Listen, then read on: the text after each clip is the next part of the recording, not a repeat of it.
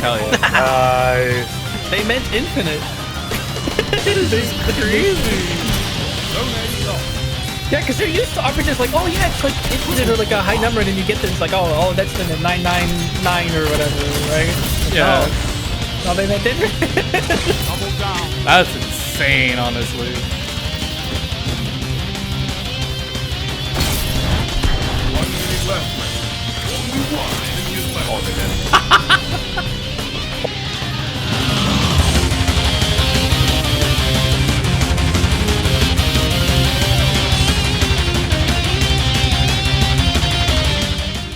What's up, Guardians? I'm sure this is not going to be the first time you're going to be seeing a young Ahamkara spine video, so we're definitely going to go straight into it. I am missing basically the intro video I wanted to do for my builds, but this is something that is a little bit more straightforward, so it is totally fine. Just keep an eye out for a how to build your PvP gear set video in the future. But for now, let's go into a really quick breakdown on what you're going to need in order to really succeed on the young Ahamkara spine. Now, I'm going to tell you this much. It's not meta because it's not something that got buffed, anything in the recent TWAP. It's just literally the stats distribution system that is now new for Edge of Fate. Just makes building into this a lot more easier. In addition to having a slight damage boost of your grenade stat given to you for more damage for your trip mines, which is already doing high damage. Like, it is a nice combination. Spoiler alert, this is definitely not something where you need to get 200 grenade on. Honestly, even 100 is perfectly fine, and I would recommend that more. I do use more of a higher grenade stat just because it is possible, and I build into it because I did all the grinding. And you might be wondering too, why haven't I posted a video? It's literally just been a grind fest. And is it enjoyable? To an extent. I can't wait for the raid to really be much more easier now to get good tier loot, but it's definitely been a lot, and especially because I like to play all three characters, so just jumping around and trying different builds, seeing what the meta is before I finally come back to this build, my signature build, my favorite build. If you don't know already, YAS, what it does: increase trip mine duration, blast radius, ability damage, grants trip mine energy. I will say that there is more to this, so we're gonna go over to dim real quick, and just so I can show you, it just gives you fastball for free. Enhanced trip mine grenades gives you a 14% increased explosion damage. Explosion length and width are increased by 14 meters. It just means the wider cone is very nice. It did get nerfed a while back where it doesn't last as long as it used to, but also to the DR, the damage resistance the grenade itself has, is a lot more shortened, so it can get shot. So this is where you want to really put it in basically one-way angles where people can't really see where your trip mine grenade is, or use it aggressively so that way you can ensure that you're gonna be winning your 1v3s just like this right now.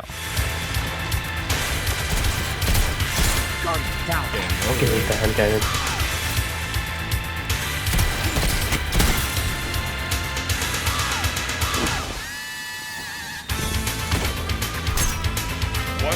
Okay. Make them run. God of the 11th God. Showdown. You alone bring victory. Nice. Alright. Nice. That wasn't even gunplay. That was just nade, knife, nade, knife, nade, knife. Ooh. All that's left is your fight to win. I think it's hyper aggressive. Two of you now. Fight. Oh.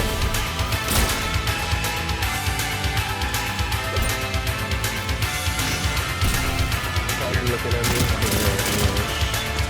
No.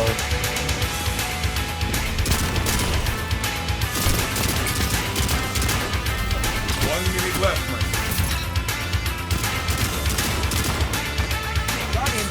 Seriously? Do not give up. You alone will bring victory.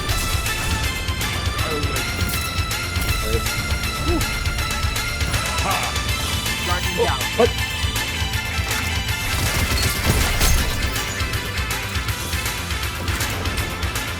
One minute left, man. Stand alone. Do not give up. Guardian against Guardian. Showdown. He's crouching right there.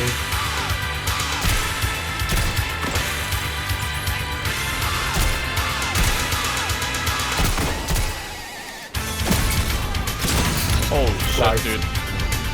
Freaking hurt. What are we hitting with? Fucking nade didn't go the way I wanted to. God, I can't get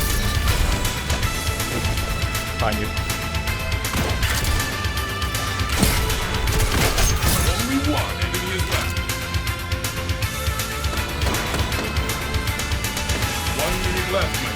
He's low. One Damn minute it. left. Fucking last word. Your victory.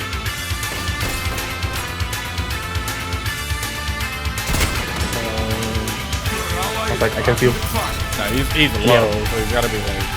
And finally, as you noticed in Eclipse, the grenade itself or all your abilities recharge your grenade. So it's definitely an easy cycle, especially when lightweight knives themselves, you get 2 charges, you get 1 charge on your Gamblers dodge, or depending on your melee stat, you get a little bit extra.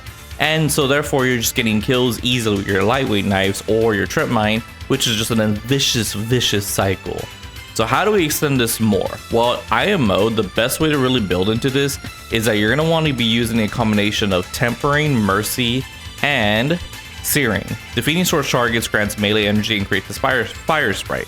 What a fire sprite does is when you pick it up, you get grenade energy. In addition to when you use Mercy, picking up a fire sprite grants restoration. And if you're playing Trials or anything with any revives, you just get restoration outright from getting a res. This works really perfectly together with trip mines and throwing knives, because you tag someone with a trip mine, you kill them, you're getting a fire sprite, which gives you 7 to 10% of grenade energy back on pickup. And then you get a lightweight knife kill, which is going to give your energy back on your trip mine, which already the first hit gave you a third of it. So you're definitely getting another third on top of the 10%.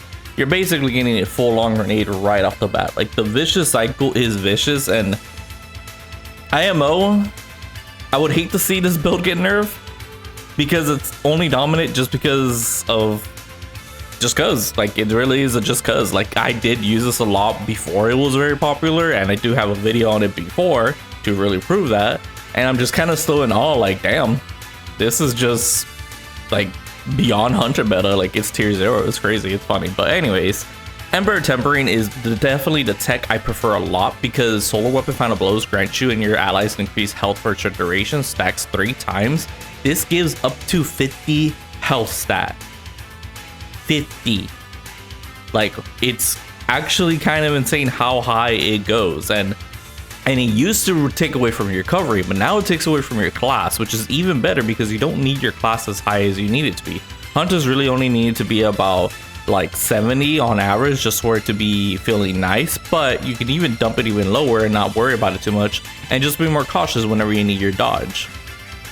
But most importantly, when Ember of Tempering is active, your weapons have increased airborne effectiveness, and your solar weapon final blows create a fire sprite, which continues your kill chaining along with your additional effects of Mercy and just getting more grenade energy when you need it. And finally, Ember of Beams and Ember of Singeing just is nice quality life stuff, because sometimes Blade Rod refuses to track targets, sometimes Beams helps that, and also just plus 10 super is nice.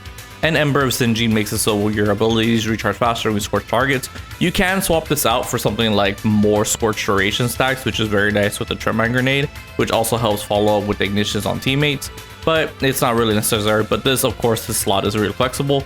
Everything else I recommend highly to use, unless you just say forget it and use any other fragments, because that's totally fine. I really believe it's mainly just having lightweight knives and your YAS setup. That's all you need, nothing else. That's something better. What? Not really. I need a hunter like you with the red cap. Nah, I don't got nothing to put them on wall. All their own.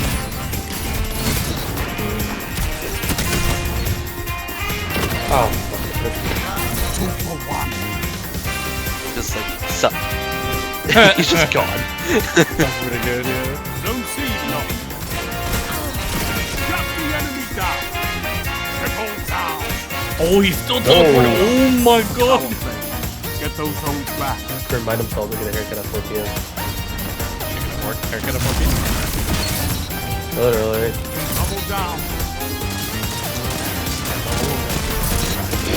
Double down. Zone A captured. You have advantage. Zone advantage is yours. Dude. Hey, who's coming out again? One after another.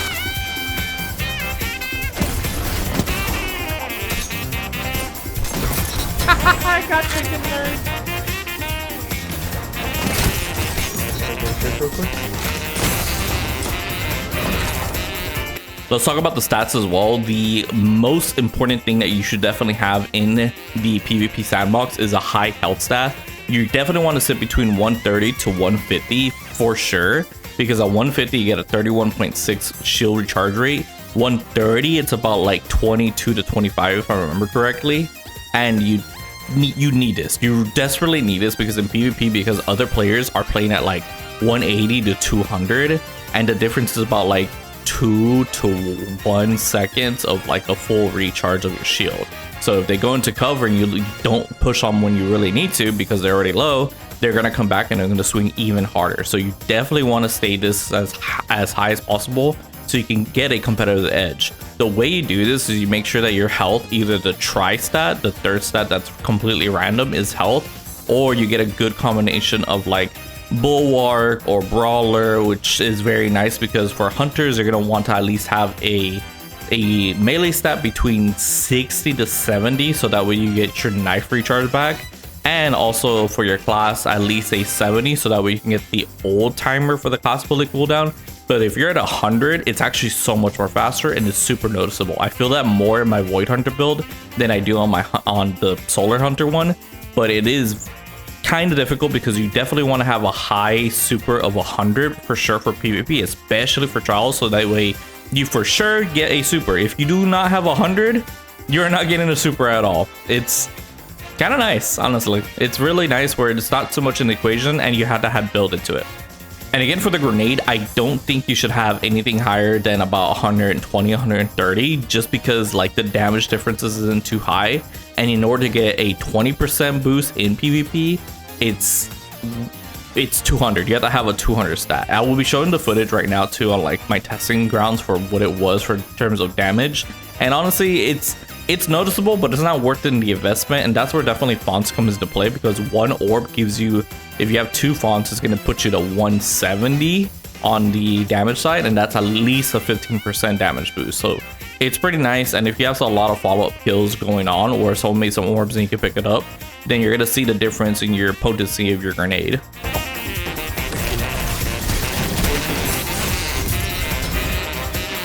What the fuck happened? I hear them blasting it. We should just take ours all up and counter them. Nothing. I'm trying to pump into the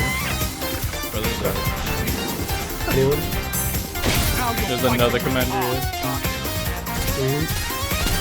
The other one's called Deep Pinhead. The commander's not on YouTube. Like, if you want to fuck his YouTube, just put me in the chat and let me breathe. Let me breathe. You have a hard time editing that. You think I have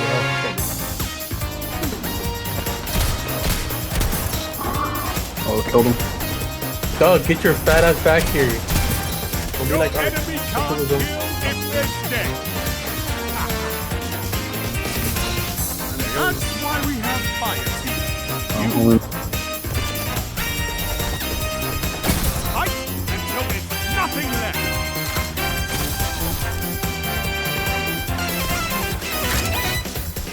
ow, that curved? Yeah, mine curves. 3 minutes. Just a little. Strong, and this battle is yours. I hate that you made me smirk because of that. You're welcome.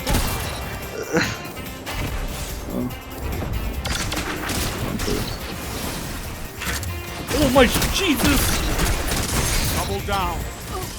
Oh my god. Here are the mods. Of course, if you're using special ammo weapons, you definitely want finders and generation, because in PvP, these actually work immensely to the point where you can almost self-loop your ammo, which is honestly, this ammo system is fantastic. I hope that the abilities are just cut in half. The timers are cut in half, and I think the meta would actually simmer down and cool, and it would be a really solid, damn good time in PvP. Like, it won't be as frustrating. It is very ability dominant, and it's really surprising to see that special ammo has taken a backseat.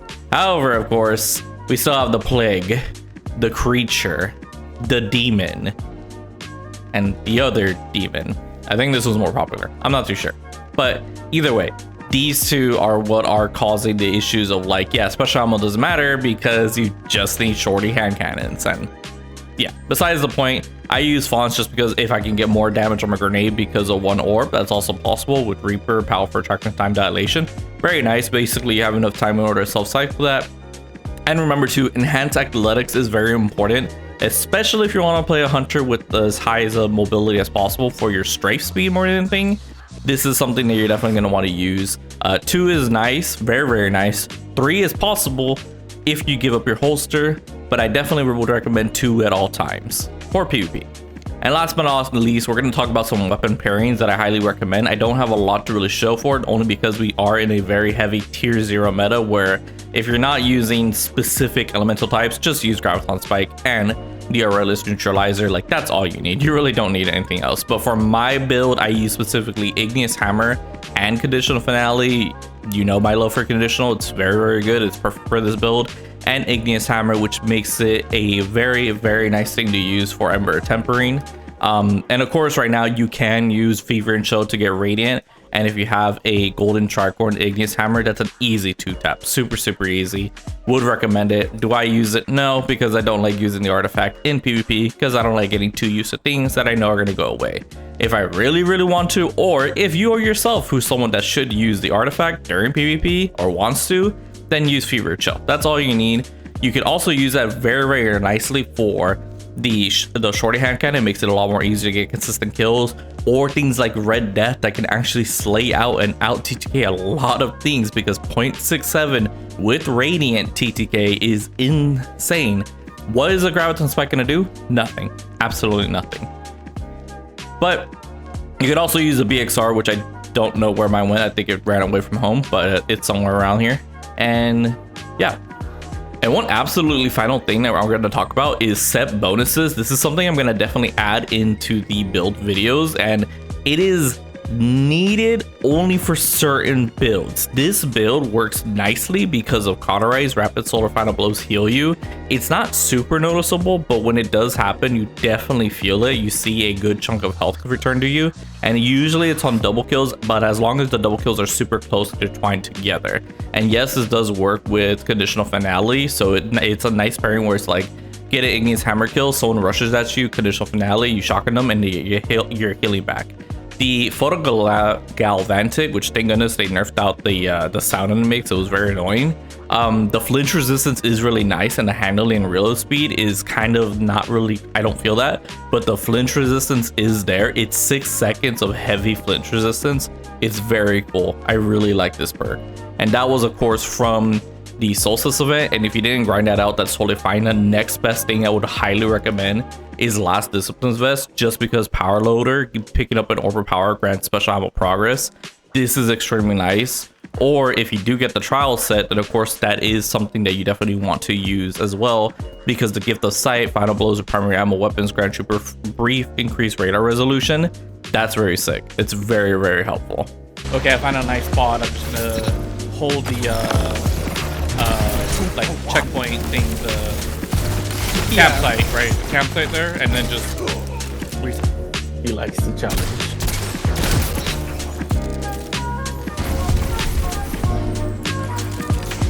on below. I don't know where the fuck did they go? Only one enemy is Very left. good, careful. Guardian down. I did warn you, there was a barricade there.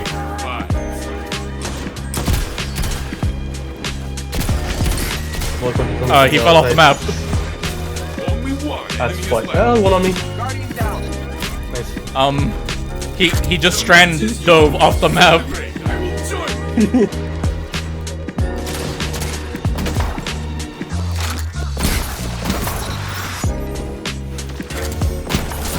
Only one enemy is left. Below me. On the bottom.